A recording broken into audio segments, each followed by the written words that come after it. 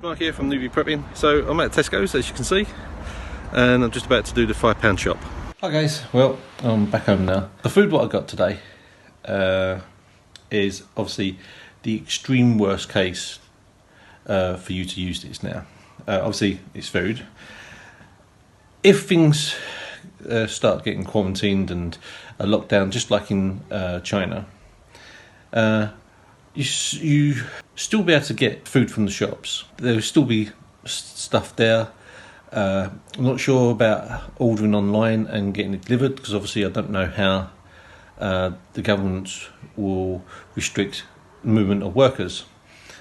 But they've already seen a sample of how things are happening in China, so that hopefully they would have been a bit more.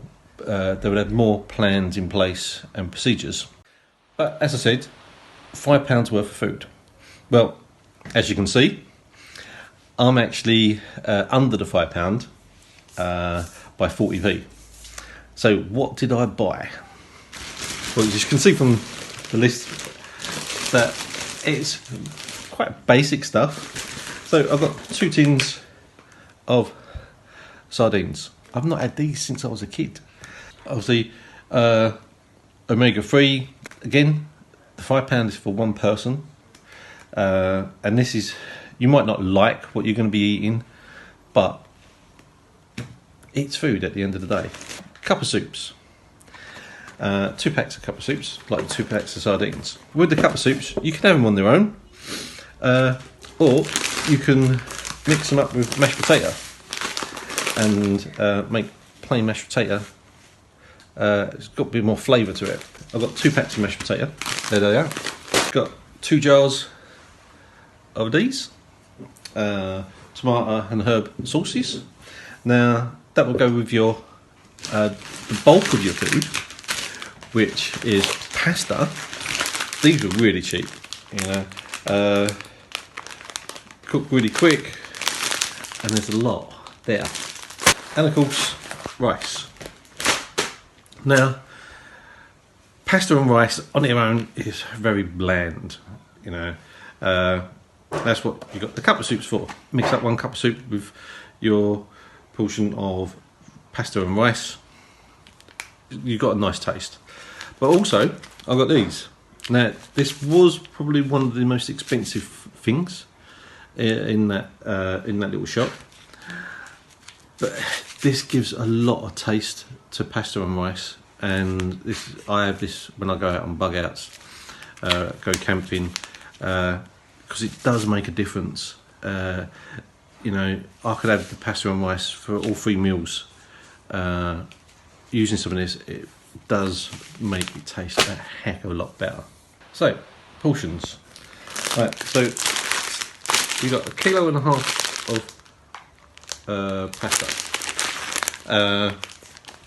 The portions are 85 grams per meal, so there's over 15 meals there. And then you've got 1 kilo of rice. That's another 10 days, 10 meals, should I say. So in total there, you've got 20 meals. 20 meals, 3 meals a day, so you can do the maths.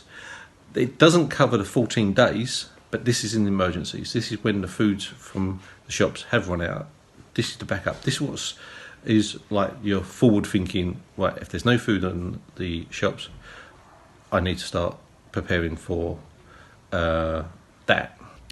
So that's your 8 days worth of food, approximately.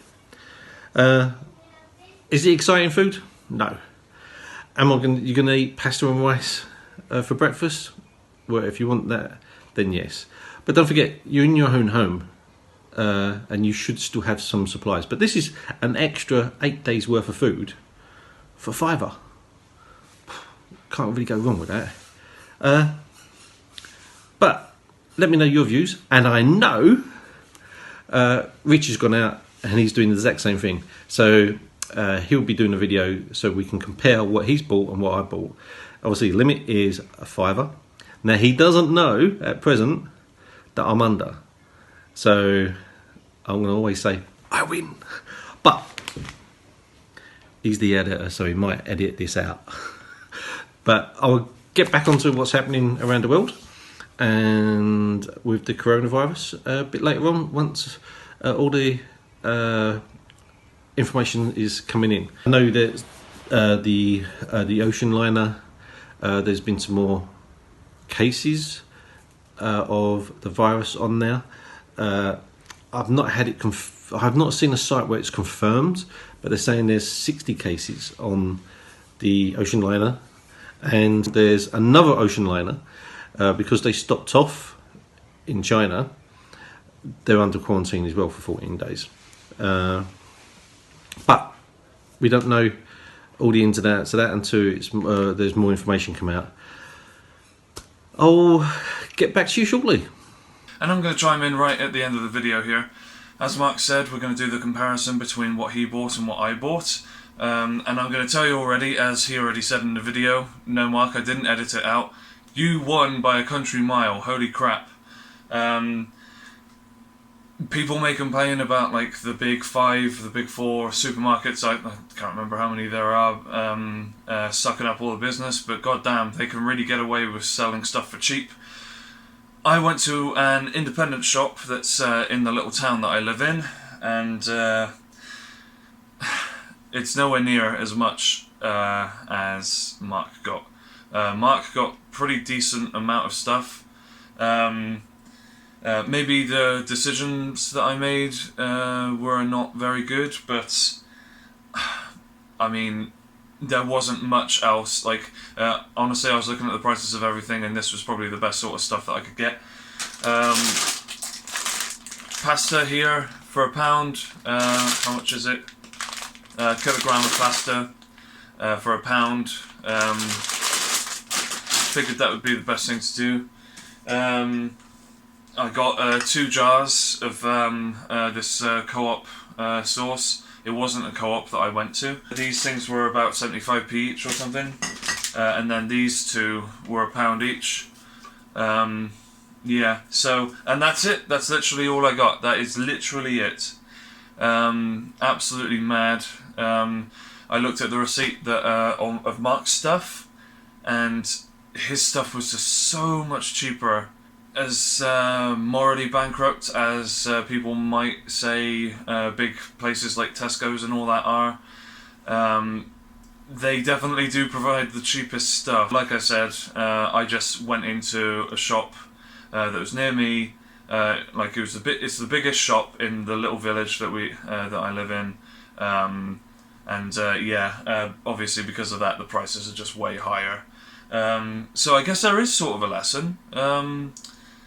Even if it means you have to drive half an hour to get to your nearest Asda, Tesco, whatever, it's worth it. I just want to add this little bit on as well. We're not saying that you should only spend £5 on food for your bug-in, just in case it gets to an actual quarantine situation.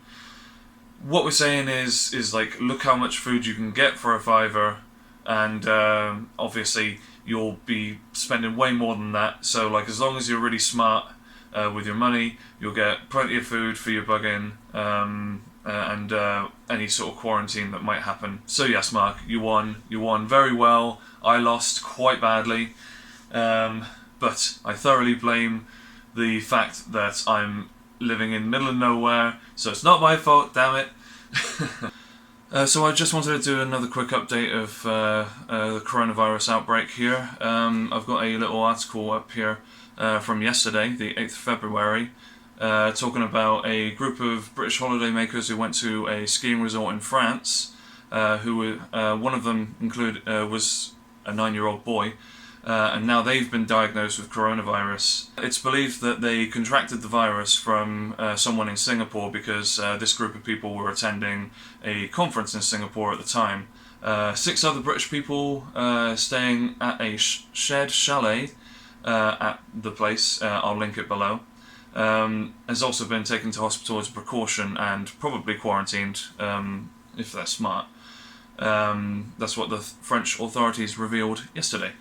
So yeah, this really shows how quickly the virus can spread around the globe, and it just shows that people have got to really got to start thinking about this. A lot of people might be thinking, oh, we've had swine flu in the past, oh, we've had SARS in the past, and we managed to survive all of that. Well, what about the people that didn't survive? You've got to think about them too. I mean, obviously, like, it's in the perspective of the people who survive. Obviously, they're going to think, oh, well, that clearly wasn't that bad. But it's only not that bad until it starts happening near you or to you. So yeah, just you got to start thinking about it. Like we're saying, just start getting your food into your house, sealed water, just in case there is a quarantine, because it's already happened in China. The quarantine has already happened in China, and if it gets out of hand anywhere else, the government's going to issue a quarantine there as well. So, and honestly, with how quickly it's spreading around, it might not be that long until it happens. I'm not trying to be alarmist, I'm not trying to scare anyone, okay? I'm just trying to really drive home that people should be keeping up with information on the virus, because there may not be information shared in mainstream media that is actually really important, as we've seen with a few of the cases that we've discussed already. As long as we remain vigilant, keep our hygiene up, anti-bac on the hands all the time, kind of just try and keep yourself safe as much as possible. That's basically all I'm trying to say, okay? So, yeah. Okay, so he was Mark, I was Rich. Thank you very much for watching. You may not know, but we actually have a Discord server now, so it's for newbie preppers and expert preppers alike. Obviously, just share any sort of wealth of knowledge that you want to share.